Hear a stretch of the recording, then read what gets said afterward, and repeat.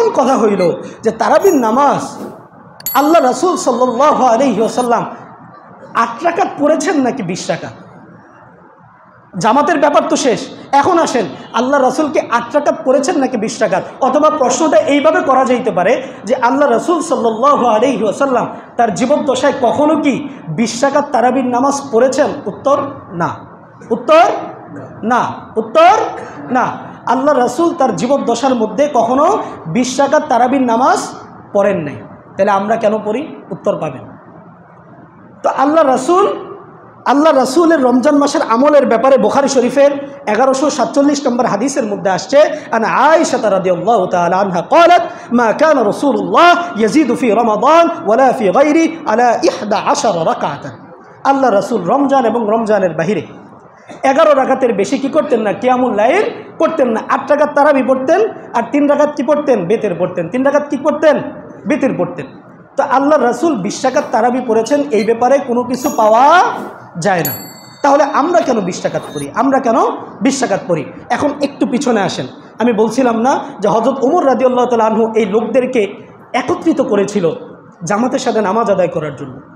তো আমরা যদি ওই সময়ের হাদিসগুলো পর্যালোচনা করি তখনও আমরা দেখতে পাই যে প্রথম দিকে সাহাবায়ে কেরাম তারা কি করতেন, এই 6 রাকাত 8 রাকাত 10 রাকাত এরকমই কী করেছেন, তারাবি পড়েছেন, কিন্তু 5 ঘন্টা 6 ঘন্টা লাগায়, 5 ঘন্টা 6 ঘন্টা লাগায়। এবং আমরা তো পড়ি 1 পারা, ওনারা 3 পারা 4 পারা 5 পারাও কি পড়তেন।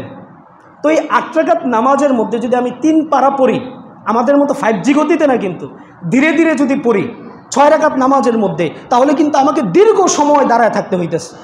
তো এই দীর্ঘ সময় দাঁড়ানোর কারণে অনেক সাহাবীর কি হয়ে যাইতো, কষ্ট হয়ে যাইতো যে 8 রাকাত নামাজের মধ্যে 2-3 পারা পড়া হইতো। এই দীর্ঘ সময় দাঁড়ায় থাকার কারণে অনেক সাহাবীর কি হইতো, কষ্ট হইতো।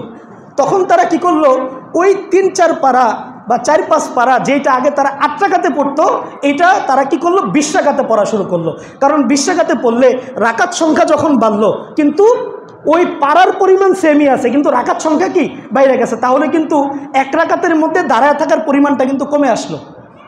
তখন তারা কি করলো, একটু রেস্ট নিয়ে এই যে 4 রাকাত পরপর আমরা রেস্ট নিই না, এই রেস্ট নিয়ে তারা কি করলো, নামাজ পড়া শুরু করলো। আর ওই যে রেস্ট নিয়ে নামাজ পড়ে, তারাবিহ মানে কি, ধীরস্থিরতার সাথে রেস্ট নিয়ে যেইটা করা হয় ওইটা হলো কি তারাবিহ, ওইটা হলো কি তারাবি। তারাবির নামাজটা যেহেতু দীর্ঘ সময়ের নামাজ, এটা যেহেতু রেস্ট নিয়ে বিরতি দিয়ে কি হয়, পড়া হয়, এই জন্য এই কিয়ামুল লাইলের এই নামাজটাকে তারাবিহ নামকরণ করা হয়েছে।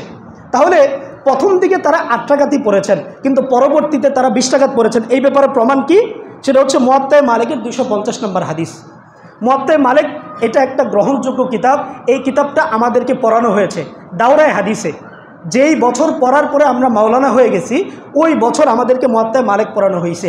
আলিয়া হোক বা কওমি, সব জায়গার মধ্যে মুয়াত্তা মালিক এই হাদিসের কিতাবটা কি পড়ানো হয়। নিশ্চয়ই এটা নির্ভরযোগ্য কিতাব। এই মুয়াত্তা মালিকের 250 নম্বর হাদিসের মধ্যে আসছে যে কানান নাসু ইয়াকুমুনা ফি জামানি উমর ইবনুল খাত্তাব ফি রমাদান বি23 রাকাতান, যে মানুষজন হযরত ওমর রাদিয়াল্লাহু তাআলা আনহুর জামানার মধ্যে কি করত, 23 রাকাতান 23 রাকাত কিয়ামুল লাইল করত। 20 রাকাত তারাবি 3 রাকাত বিতর, 20 রাকাত তারাবি 3 রাকাত বিতর। এখন কথা হইল, আমি আল্লাহর রাসূলের 8 রাকাত মানব নাকি হযরত ওমর রাদিয়াল্লাহু তাআলা আনহুর জামানায় চালু হওয়া 20 রাকাত মানব? এই প্রশ্নের উত্তর হলো, দেখেন, যারা হযরত ওমর রাদিয়াল্লাহু তাআলা আনহুর অনুসরণে যারা 20 রাকাত পড়তেছে তারাও সহি, যেহেতু এটা হাদিস দ্বারা প্রমাণিত। আর কেউ যদি বলে যে আমি সরাসরি আল্লাহ রাসূলকে ফলো করতেছি, এই জন্য আমি 8 রাকাত পড়তেছি, আমরা যারা 20 রাকাত ওয়ালা আছি আমরা তাদেরকে জোর গলায় বলতে পারবো না আপনার তারাবি হইতেছে না, আপনি কম পড়তেছেন। আবার যারা তারাবি 8 রাকাত পড়তেছে তারা 20 রাকাত ওয়ালাদেরকে বলতে পারবে না যে ভাই তুমি 8 রাকাতের বেশি কেন পড়ছো, তোমার তারাবি হয় নাই। কিন্তু আমাদের সমস্যা হইতেছে, আমি যেটা পড়ি বাকিদেরকে যদি দেখি আমার থেকে ভিন্ন আমল, ভাই তোমারটা হয় না, অথচ সেটাও কি হাদিস দ্বারা প্রমাণিত। এখন আমি আপনি হযরত ওমর রাদিয়াল্লাহু তাআলা আনহুর এই বিষয়টা মানতে পারবো কিনা, এই ব্যাপারে কোরআন কি বলে দেখেন। সূরা তাওবার 100 নম্বর আয়াত, ওয়াস-সাবিকুনাল আউয়ালুনা মিনাল মুহাজিরিন ওয়াল আনসার, মুহাজির এবং আনসারদের মধ্যে প্রথম সারির মুহাজির এবং আনসার, ওয়াল্লাযীনা তাবাউহুম বিইহসান, এবং প্রথম সারির মুহাজির আনসারদেরকে যারা অনুসরণ করে, রাদিয়াল্লাহু আনহুম ওয়া রাদু আন, আল্লাহ তাদের উপরে কি হয়ে যায়, সন্তুষ্ট হয়ে যায়। তাহলে হযরত ওমর রাদিয়াল্লাহু তাআলা আনহু তিনি কি প্রথম সারির মুহাজির ছিলেন কি ছিলেন না? ছিলেন। তাহলে এই কোরআনের আয়াতকে যদি আমরা দলিল হিসাবে নেই, হযরত ওমর রাদিয়াল্লাহু তাআলা আনহুর একটা মাসআলা, একটা ফতোয়া, একটা রীতি, একটা সুন্নত, একটা হাদিস মানতে আমার আপনার কোনো কি নাই, সমস্যা নাই। তো হযরত ওমর রাদিয়াল্লাহু তাআলা আনহু অন্যান্য সাহাবীদের আমল, যেমন এই যে জুমার সময় দ্বিতীয় আজান হবে, এই দ্বিতীয় আজান কিন্তু আল্লাহ রাসূলের সময় ছিল না। এটা কখন চালু হয়েছে? হযরত উসমান রাদিয়াল্লাহু তাআলা আনহু কি করছেন, এটা চালু করছেন। হযরত উসমান রাদিয়াল্লাহু তাআলা আনহু সব নামাজে এক আজান, জুমার নামাজে দুই আজান কেন? এই দ্বিতীয় আজানটা কে চালু করছে? হযরত উসমান রাদিয়াল্লাহু তাআলা আনহু। সেটা মানতেছি না আমরা? আমাদের কি গুনাহ হইতেছে? হইতেছে না। কেন হইতেছে না? উত্তর, তিরমিজি শরীফের 2676, আবু দাউদের 4607, ইবনে মাজার 42 নম্বর হাদিস।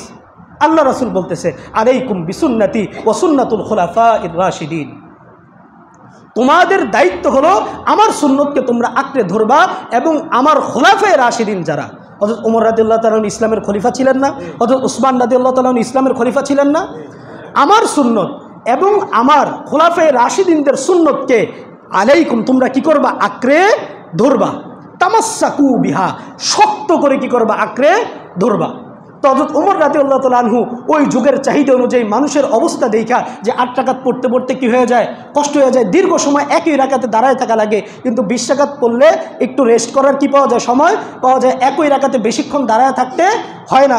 এই চিন্তা করে যদি 20 রাকাতের ফতুয়া উনি দিয়ে থাকেন, 20 রাকাত উনি চালু করে থাকেন, যেটা বুখারী শরীফের হাদিস দ্বারাও কি, মুয়াত্তা মালিকের হাদিস দ্বারাও কি প্রমাণিত, সেটা যদি হয় তাহলে আল্লাহ রাসূলের এই হাদিস এবং কোরআনের এই আয়াত অনুযায়ী যারা হযরত ওমর রাদিয়াল্লাহু তাআলা আনহুর 20 রাকাতের তারাবির ফতুয়াকে যারা গ্রহণ করতেছে, সুন্নতকে যারা গ্রহণ করতেছে, তারাও সঠিক পথেই আছে, তারাও কি সঠিক পথেই আছে।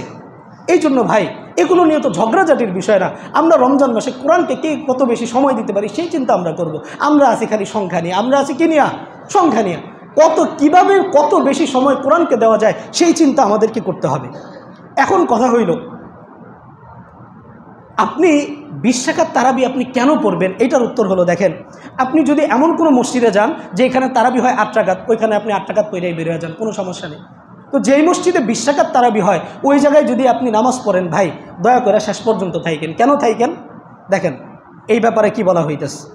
তিরমিজি শরীফের 806 এবং আবু দাউদের 1375 নম্বর হাদিসের মধ্যে আল্লাহ রাসূল বলতেছে, মান কামা মা'আল ইমাম হাত্তা ইয়ানসরিফা, ইমামের নামাজ শেষ হওয়ার আগ পর্যন্ত যেই ব্যক্তি শুরু থেকে শেষ পর্যন্ত ইমামের সাথে জামাতে শরীক থাকে, কুতিবা লাহু কিয়ামুল লাইলাতিন, ওই ব্যক্তির আমল নামায় সারা রাত্রি কিয়ামুল লাইল বা তাহাজ্জুদের সওয়াব লিপিবদ্ধ করা হবে। সুবহানাল্লাহ।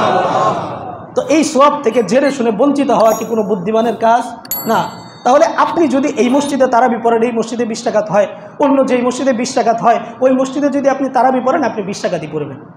আর যদি এমন কোনো মসজিদ থাকে যেই মসজিদে কয় রাকাত হয়, 8 রাকাত হয়, আপনার বাসা ওইখানে বা আপনি কোনো কারণে ওইখানে গেছেন, ওইখানে আপনি 8 রাকাত পড়েন, কোনো সমস্যা নাই। কিন্তু যেখানে 20 রাকাত হয় ওইখানে 20 রাকাতই পড়ার চেষ্টা করবেন, যদি সারা রাত্র এই কিয়ামুল লাইল বা তাহাজ্জুদের সওয়াব পাইতে চান।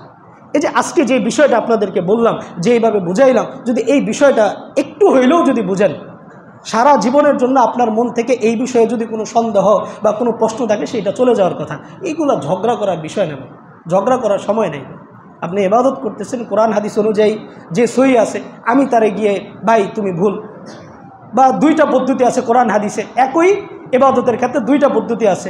তো একজন শুরু থেকেই একটা পদ্ধতি পালন করে, আমি নতুন করে একটা শিখলাম, গিয়ে বলতেছে এই তোমারটা তো হয় না, মিয়া তোমারটা তো কি হয় না। এইগুলা বইলা ভাই সমাজের মধ্যে বিভ্রান্তি ছড়ায়া, এমনিই তো ভাই গ্রুপিংয়ের অভাব নাই আমাদের মধ্যে, কত দলাদলি, এগুলা বইলা আর সমাজের মধ্যে ফিতনা তৈরি করেন না। যারা এইভাবে আসবে, আপনি যেটা করতেছেন সেটা হাদিস দ্বারা প্রমাণিত, আপনি জানেন, এরপরও যারা আপনাকে অন্যটা বোঝানোর জন্য আসবে, বুঝবেন এগুলো ফিতনাবাজ, এগুলো কি ফিতনাবাজ, এগুলোর থেকে কি থাকবেন, দূরে থাকবেন। এগুলোর সাথে কথা বলার, তর্ক তো দূরের কথা, এগুলোর সাথে এই বিষয়ে কথাই বলার কি নাই, দরকার নাই।